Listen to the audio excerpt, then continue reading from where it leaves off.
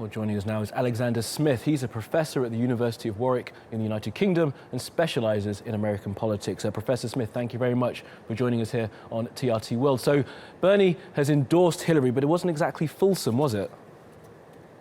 Oh, I think it was a fairly fulsome speech from him. I mean, it's very difficult for someone who has led essentially what was a rebellion amongst grassroots Democratic voters against what they perceived to be the candidate of the Democratic establishment. It's very hard for him to lead that rebellion for so long and get those people so enthused and behind his cause, and then to turn around and tell them it was all for nothing. He's still got to look like he's still the rebel leader, so to speak. So in terms of his endorsement of Clinton, I thought it was very appropriate and very strong, given the movement he represents. Absolutely. Well, just stay with us for a second, Professor Smith. We're just going to have a little listen in to some of the other big-name speakers from Monday night.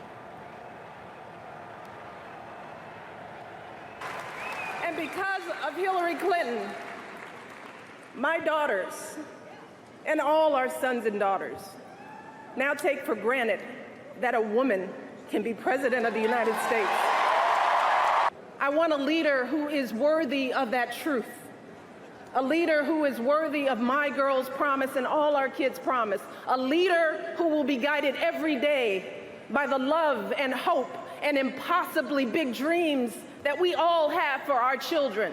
Here in Philadelphia, let us declare again that we will be a free people, free from fear and intimidation. Let us declare again that we are a nation of interdependence and that in America, love always trumps hate. Let us declare.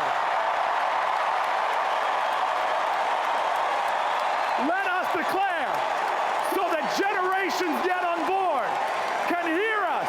We are the United States of America. Our best days are ahead of us. And together with Hillary Clinton as our president, America, we will rise. God bless America. Well, powerful words there, Professor Smith. Let's deal first of all with Michelle Obama. An emotional speech. You could hear her voice cracking there. What did you make of what she had to say?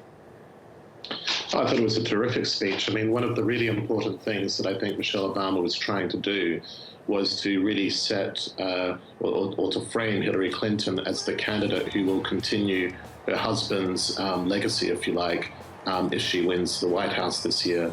So Hillary Clinton is very much the heir of Barack Obama and his legacy on civil rights and national security and the Affordable Care Act and all these policy achievements that he would want to take pride in. And I think she did a terrific job. I actually thought her speech was really the star speech of the night in many ways. And powerful words, as we heard there from Cory Booker, quite an electrifying speech. Just to explain to our viewers how important his speech was and who he is and what he represents for the Dems at the moment.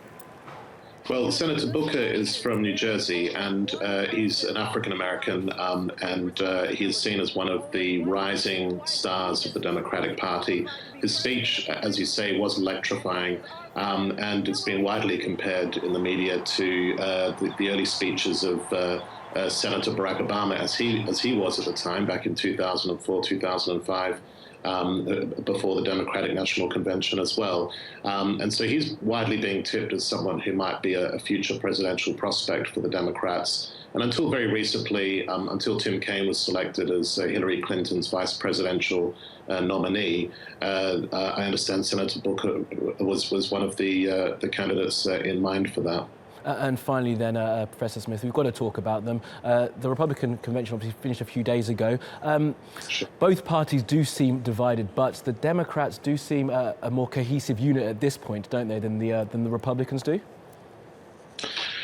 I would think so, but obviously this entire election campaign, the primary through now to the campaign proper in the run-up to the election, has been anything but predictable. And what was very interesting last week was just how much of a bounce Trump got from the Republican National Convention, even though so many leading Republicans refused to endorse him and didn't even turn up for the convention. So it'll be interesting to see on the back of this convention, the Democratic National Convention, whether Hillary Clinton gets a bounce herself and whether she closes that gap in the opinion polls.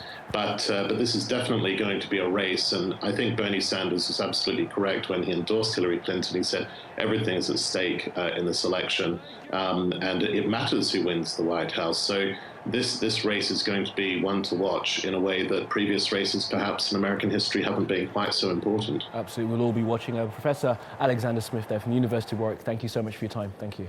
Thank you.